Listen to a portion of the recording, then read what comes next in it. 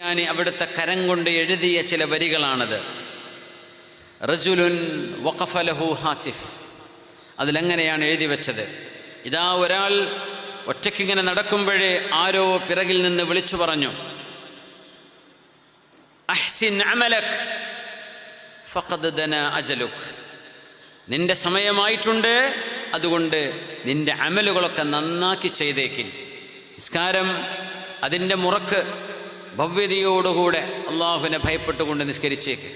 ഖുർആൻ ഓതാൻ സമയം കണ്ടെത്തേക്ക്. എൻ്റെ ഫേസ്ബുക്ക് ഇതൊക്കെ പൂട്ടിവെച്ചേക്ക്, കുറച്ച് ഖുർആൻ ഓത് എന്നൊരാൾ പിറകിൽ നിന്ന് വിളിച്ചു പറഞ്ഞു. മഹാൻ എഴുതി വെക്കുക, അതിൽ ഫേസ്ബുക്ക് ഒന്നുമില്ല. അഹ്സിൻ അമലക്, നിന്റെ അമല് നന്നാക്കണം. ഫഖദ് ദനാ അജലുക്, നിന്റെ പോകാനുള്ള സമയമായിട്ടുണ്ട് കേട്ടോ എന്നൊരാൾ പിറകിൽ നിന്ന് വിളിച്ചു പറഞ്ഞു. ഇത് ഒരു കടലാസിൽ എഴുതിയിട്ട് മഹാനായ അല്ലാമത്തുൽ ജുബ്നിയാനി അവരുടെ തലയണയുടെ താഴെങ്ങനെ വെച്ചിട്ടുണ്ടായിരുന്നു. മരിച്ചു കഴിഞ്ഞപ്പോഴാണ് അത് കണ്ടത്. അവരുടെ മകനാണ് മഹാനായ അബ്ദുറഹ്മാൻ ഇബ്നുൽ ജുബ്നിയാനി. അവരുടെ മകൻ ജുബ്നിയാനി, തങ്ങളുടെ മകൻ അബ്ദുറഹ്മാൻ. എന്തെങ്കിലും ഉപ്പാക്ക് ഇബാദത്തിൽ ഒരു ഉന്മേഷക്കുറവ് എന്ന് പറഞ്ഞുകൂടാ, എന്നാലും ഒരൽപ്പം തളർച്ചയോ ക്ഷീണമോ തുടങ്ങിയാൽ മഹാൻ ആ കടലാസ് കണ്ടെടുത്തിട്ട് അങ്ങനെ വായിക്കും. അത് വായിച്ചു കഴിഞ്ഞാൽ പിന്നെ ഉന്മേഷമാണ്, പിന്നെ തളരാറില്ലായിരുന്നു. സെൽഫ് റിമൈൻഡർ, സ്വന്തത്തെ ഓർമ്മിപ്പിക്കുകയായിരുന്നു.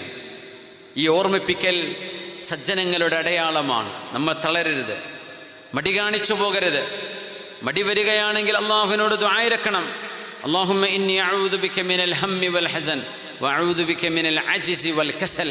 പടച്ചവനെ മടി വരാതെ കാക്കേണമേ. മടി വരരുത്, അത് വലിയ അദാബാണ്. എല്ലാത്തിനും മടി. ഖുർആൻ ഓതാൻ മടി, സ്വലാത്ത് ചൊല്ലാൻ മടി, ദിക്ർ ചൊല്ലാൻ മടി, അതൊരു വലിയ പരീക്ഷണമാണ്. അള്ളാഹുവിനോട് കാവൽ ചോദിക്കാൻ പറഞ്ഞ കാര്യമാണ്.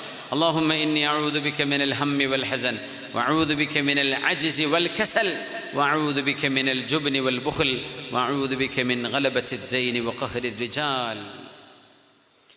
മാ സാല